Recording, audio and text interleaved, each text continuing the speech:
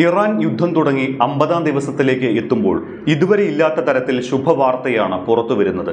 വെടിനിർത്തൽ അവസാനിക്കാൻ ദിവസങ്ങൾ ബാക്കി നിൽക്കെ സമാധാനം നീണ്ടു നിൽക്കുമെന്ന് തോന്നിക്കുന്ന തരത്തിലാണ് കാര്യങ്ങൾ ഇപ്പോൾ. ഇറാനും അമേരിക്കയും നിലപാടുകളിലെ കാർക്കശ്യം വിട്ട് സമവായത്തിലേക്ക് നീങ്ങുന്നു എന്നാണ് റിപ്പോർട്ടുകൾ. ലെബനനിലെ ആക്രമണത്തിന് വെടിനിർത്തൽ ബാധകമല്ല എന്ന് പറഞ്ഞിരുന്ന അമേരിക്കൻ പ്രസിഡന്റ് ഡൊണാൾഡ് ട്രംപ് ഇപ്പോൾ അവിടെയും 10 ദിവസത്തെ വെടിനിർത്തൽ പ്രഖ്യാപിച്ചിരിക്കുന്നു. ലെബനനും ഇസ്രായേലും തമ്മിൽ 10 ദിവസത്തെ താൽക്കാലിക വെടിനിർത്തലിന് ധാരണയായി എന്നാണ് ട്രംപിന്റെ പ്രഖ്യാപനം. ലെബനൻ പ്രസിഡന്റ് ജോസഫ് ഔനുമായും ഇസ്രായേൽ പ്രധാനമന്ത്രി ബെഞ്ചമിൻ നെതന്യാഹുവുമായും ഇക്കാര്യം സംസാരിച്ചുവെന്ന് സ്വന്തം സാമൂഹിക മാധ്യമമായ ട്രൂത്ത് സോഷ്യലിൽ ട്രംപ് അറിയിച്ചു. ഇസ്രായേലുമായി ഏറ്റുമുട്ടുന്ന ഹിസ്ബുള്ളയെക്കുറിച്ച് പ്രസ്താവനയിൽ പരാമർശമില്ല എന്നതും ശ്രദ്ധേയമാണ്. അതേസമയം തുടർ ചർച്ചകൾക്കായി ഇരു രാജ്യങ്ങളുടെയും ഭരണത്തലവന്മാരെ ട്രംപ് വൈറ്റ് ഹൗസിലേക്ക് ക്ഷണിച്ചിട്ടുമുണ്ട്. സമാധാനം കൈവരിക്കാനുള്ള നീക്കങ്ങളിൽ വൈസ് പ്രസിഡന്റ് JD വാൻസിനും വിദേശകാര്യ സെക്രട്ടറി മാർക്കോ റൂബിയോയ്ക്കും ട്രംപ് നിർദ്ദേശങ്ങൾ നൽകി. ഇസ്രായേലുമായുള്ള താൽക്കാലിക വെടിനിർത്തൽ കരാറിനെ ലെബനീസ് പ്രധാനമന്ത്രി മനവാഫ് സലാം സ്വാഗതം ചെയ്തിട്ടുണ്ട്. യുദ്ധം തുടങ്ങിയ കാലം മുതൽ ലെബനൻ ആവശ്യപ്പെടുന്ന കരാറാണ് ഇത്. വെടിനിർത്തൽ നടപ്പിലാകുന്നതോടെ യുദ്ധത്തെ തുടർന്ന് വീടുകളിൽ നിന്ന് പലായനം ചെയ്യേണ്ടി വന്നവർക്ക് സുരക്ഷിതമായി തിരിച്ചെത്താൻ സാധിക്കുമെന്ന് പ്രതീക്ഷിക്കുന്നതായി ലെബനീസ് പ്രധാനമന്ത്രി പറയുന്നു. വെടിനിർത്തൽ പാലിക്കാൻ ഇരുപക്ഷവും തയ്യാറായതോടെ ഇതുവരെ യുദ്ധത്തിലുണ്ടായ നഷ്ടത്തിന്റെ കണക്കെടുപ്പും തുടങ്ങിയിട്ടുണ്ട്. അമേരിക്കയ്ക്ക് കോടാനുകോടി ഡോളർ നഷ്ടമുണ്ടായി എന്ന കണക്കുകൾ പുറത്തുവന്നു. അത്യാധുനിക ഡ്രോണുകളും F-35 യുദ്ധവിമാനങ്ങളും ഉൾപ്പെടെ പലതും അവർക്ക് നഷ്ടമായി. ഇറാന് അതിലധികം നഷ്ടമുണ്ട് എങ്കിലും ആക്രമിക്കാൻ വന്നവരുടെ നഷ്ടക്കണക്കുകൾ എപ്പോഴും മുഴച്ചു നിൽക്കും. ഇറാന്റെ നഷ്ടം എത്രയെന്ന് ആധികാരികമായി അറിയാൻ വഴിയില്ല. ജനങ്ങൾ ഭരണകൂടത്തിനെതിരെ തിരിഞ്ഞപ്പോഴും പിന്നീട് ഫെബ്രുവരി 28-ന് യുദ്ധം ആരംഭിച്ചപ്പോൾ മുതലും ഇറാനിൽ ഇന്റർനെറ്റ് സേവനം ലഭ്യമല്ല. അതിനാൽ ഇറാനിനുള്ളിൽ നിന്ന് വിവരം പുറത്തു വരുന്നില്ല. ഇറാൻ ഭരണകൂടമാകട്ടെ ഒരു കണക്കും പുറത്തുവിടുന്നുമില്ല. കൂനിന്മേൽ കുരുവായി ഹോർമൂസ് കടലിടുക്കിനെ നിശ്ചലമാക്കാനുള്ള ഇറാൻ നീക്കങ്ങൾക്കെതിരെ കർശന നടപടിയുമായി അമേരിക്ക രംഗത്ത് വരിക കൂടി ചെയ്യുന്നു. ഇറാൻ ഭരണകൂടത്തിനും അവിടുത്തെ ഉന്നത പ്രഭുക്കന്മാർക്കും അനധികൃതമായി വരുമാനം നേടിക്കൊടുക്കുന്ന എണ്ണക്കടത്ത് ശൃംഖലയെ ലക്ഷ്യം വെച്ചാണ് പുതിയ ഉപരോധങ്ങൾ പ്രഖ്യാപിച്ചിരിക്കുന്നത്. ഇറാന്റെ വരുമാന സ്രോതസ്സുകളെ പൂർണ്ണമായും തടയുക എന്നതാണ് പ്രഖ്യാപിത ലക്ഷ്യം. അമേരിക്കൻ കരിമ്പട്ടികയിലുള്ള മുഹമ്മദ് ഹുസൈൻ ഷംഖാനിയുടെ ശതകോടികൾ വിലമതിക്കുന്ന എണ്ണക്കടത്ത് സാമ്രാജ്യമാണ് പ്രധാനമായും ഈ നടപടിയിലൂടെ തകർക്കപ്പെടുന്നത്.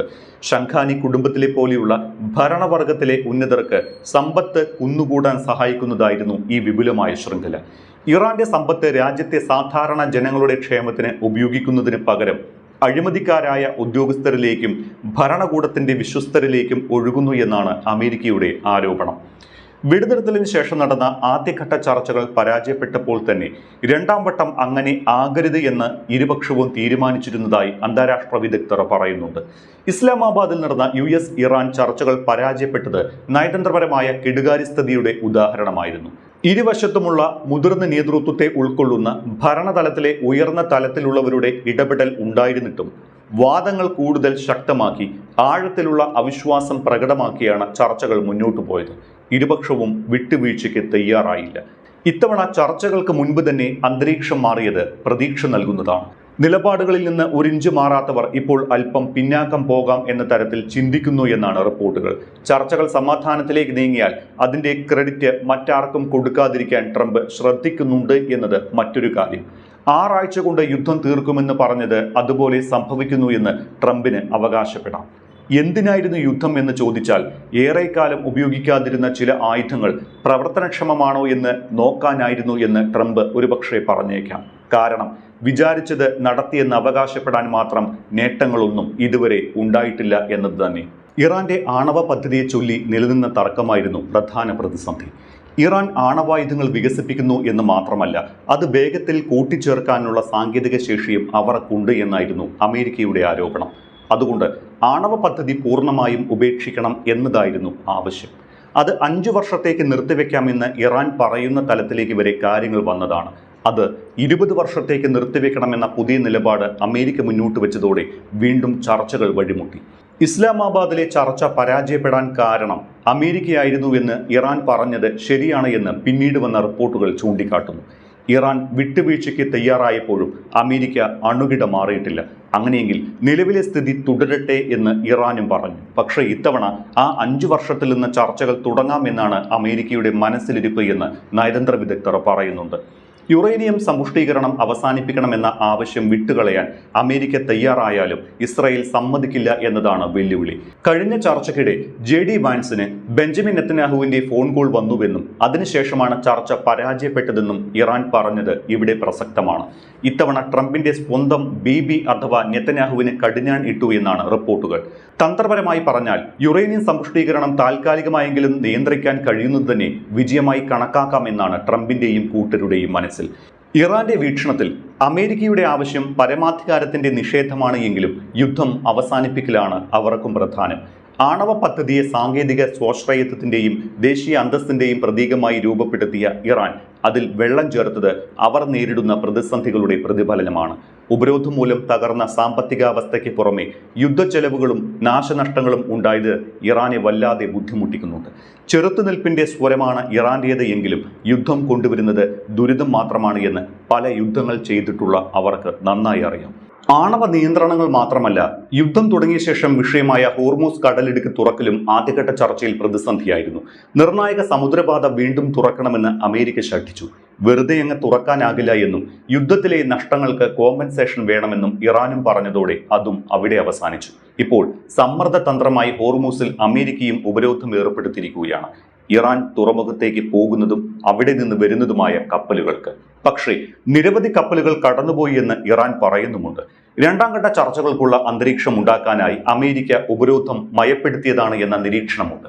ഉപരോധങ്ങൾ ഒഴിവാക്കൽ, മരവിപ്പിച്ച സാമ്പത്തിക ആസ്തികൾ ലഭ്യമാക്കൽ തുടങ്ങിയ ആവശ്യങ്ങൾ ഇനിയും ഇറാൻ ഉന്നയിക്കാം.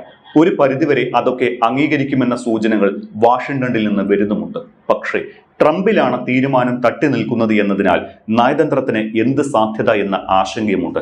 എങ്കിലും വെടിനിർത്തൽ ലെബനനിന്റെ കാര്യത്തിലും ബാധകമാക്കിയത്, അത് പ്രഖ്യാപിച്ചത് ട്രംപ് തന്നെയാണ് എന്നത് ട്രംപിന് സദ്ബുദ്ധി ഉണ്ട് എന്ന് കാട്ടുന്നതാണ്. ഹിസ്ബുള്ള പോരാളികളെ ഉന്നം വെച്ചുള്ള ആക്രമണം വെടിനിർത്തലിലേക്ക് മാറിയത്, അല്ലെങ്കിൽ ഇസ്രായേലിന്റെ എതിർപ്പ് തള്ളിക്കൊണ്ട് വെടിനിർത്തൽ പ്രഖ്യാപിച്ചത് യുദ്ധം നിർത്താൻ അമേരിക്കയ്ക്കും വെമ്പലായി എന്നതിന്റെ ലക്ഷണമാണ്. പാശ്ചാത്യ രാജ്യങ്ങളുമായുള്ള ബന്ധത്തിലെ ഉലച്ചിലുകൾ മാറി ചിന്തിക്കാൻ ഇസ്രായേലിനെയും പ്രേരിപ്പിച്ചു എന്ന് കരുതാം. ഇറ്റലി ഇസ്രായേലുമായുള്ള സൈനിക സാമഗ്രികൾ വാങ്ങുന്ന കരാറിൽ നിന്ന് ഉൾപ്പെടെ പിന്മാറിയത് അതിനുദാഹരണമാണ്. ആദ്യഘട്ട ചർച്ചയ്ക്കെത്തിയ ഇറാൻ മുന്നോട്ട് വെച്ച ആവശ്യങ്ങൾ അവർ ചർച്ചയെ ഗൗരവമായി കാണുന്നില്ല എന്ന് വെളിപ്പെടുത്തിയെന്ന് അമേരിക്കൻ സംഘം കുറ്റപ്പെടുത്തിയിരുന്നു. അതേസമയം ചർച്ച നടത്താനുള്ള യഥാർത്ഥ ഉദ്ദേശമില്ലാതെ നിയമവിരുദ്ധമായ ആവശ്യങ്ങൾ വാഷിംഗ്ടൺ മുന്നോട്ട് വെച്ചു എന്ന് ഇറാനിയൻ പ്രതിനിധികൾ ആരോപിച്ചു. ഇറാന്റെ ആരോപണത്തിന് മുൻ അനുഭവങ്ങളുടെ സാക്ഷ്യം കൂടിയുണ്ട്. 2025 ഈ വർഷത്തിന്റെ തുടക്കത്തിലും ചർച്ചകളെ പ്രഹസനമാക്കി ഇറാനെ ആക്രമിക്കുകയായിരുന്നു അമേരിക്കയും ഇസ്രായേലും. ആ സഖ്യം ചർച്ചകളെ അട്ടിമറിച്ചത് മധ്യസ്ഥരായി നിന്ന ഒമാനെ കൂടി യുദ്ധത്തിലേക്ക് വലിച്ചിടുന്ന അവസ്ഥയിലെത്തിച്ചു. ഏകപക്ഷീയമായ ഇളവുകൾ നേടിയെടുക്കുന്നതിനാണ് ദുരുദ്ദേശത്തോടെ അമേരിക്ക ചർച്ചകൾക്ക് വരുന്നത് എന്ന് അറബ് ലോകം പോലും ചിന്തിക്കുന്നു. യുദ്ധത്തിന്റെ ബാക്കിപത്രം ഗൾഫ് രാജ്യങ്ങളുടെ കണ്ണുകളിലൂടെ നോക്കിയാൽ അത് അമേരിക്കയിലുള്ള വിശ്വാസം നഷ്ടപ്പെടലാണ്. സംരക്ഷണത്തിന് അമേരിക്ക നിൽക്കെ തന്നെ യുക്രൈനുമായും പാകിസ്ഥാനുമായും ഒക്കെ സൈനികപരമായ കരാറുകളിൽ ഗൾഫ് രാജ്യങ്ങൾ ഏർപ്പെടുന്നത് ട്രംപ് ഭരിക്കുന്ന അമേരിക്കയിലുള്ള വിശ്വാസക്കുറവാണ് കാട്ടുന്നത്. യുദ്ധം അവസാനിച്ചില്ലെങ്കിൽ ഗൾഫിലെ സ്വാധീനം കുറയുമോ എന്ന ആശങ്ക അമേരിക്കയ്ക്കുണ്ട്. ഗൾഫ് പഴയ ഗൾഫല്ല എന്ന തിരിച്ചറിവ് ട്രംപിനും ഉണ്ടെന്നാണ് വൈറ്റ് ഹൗസിലെ ചില ഉദ്യോഗസ്ഥർ പറയുന്നത്. ട്രംപ് അത് പുറത്തു പറയില്ല എങ്കിലും. അങ്ങനെ പലതരത്തിൽ ചർച്ചകൾക്ക് അനുകൂലമായ വാർത്തകളാണ് ഇപ്പോൾ ഇറാനിലും അമേരിക്കയിലും ഇസ്രായേലിൽ നിന്നൊക്കെ പുറത്തു വരുന്നത്. യാഥാർത്ഥ്യ ബോധത്തോടെ വിട്ടുവീഴ്ചകൾക്ക് ഇരുപക്ഷവും തയ്യാറായാൽ വെടിനിർത്തൽ നീളും. അമേരിക്കയും ഇസ്രായേലും അവരുടെ അജണ്ടകൾ നടപ്പാക്കാനാണ് യുദ്ധം തുടങ്ങിയത്. അതിൽ ലോക നന്മയോ ലോക താല്പര്യമോ ഇല്ലായിരുന്നു. പക്ഷേ ലോക സമ്പദ് വ്യവസ്ഥയുടെ കടക്കലാണ് ട്രംപും കൂട്ടരും വെട്ടിയത്. ലോകത്തിന്റെ ആശങ്കയ്ക്ക് ഉത്തരവാദികളും അതിന് പരിഹാരം കണ്ടെത്തേണ്ടതും അമേരിക്കയും ഇസ്രായേലുമാണ്. വീണ്ടും യുദ്ധത്തിലേക്ക് പോകാതിരിക്കാൻ വേണ്ട തീരുമാനങ്ങൾ ഇരുപക്ഷത്തു നിന്നും ഉണ്ടാകട്ടെ എന്ന് ആശിക്കാം.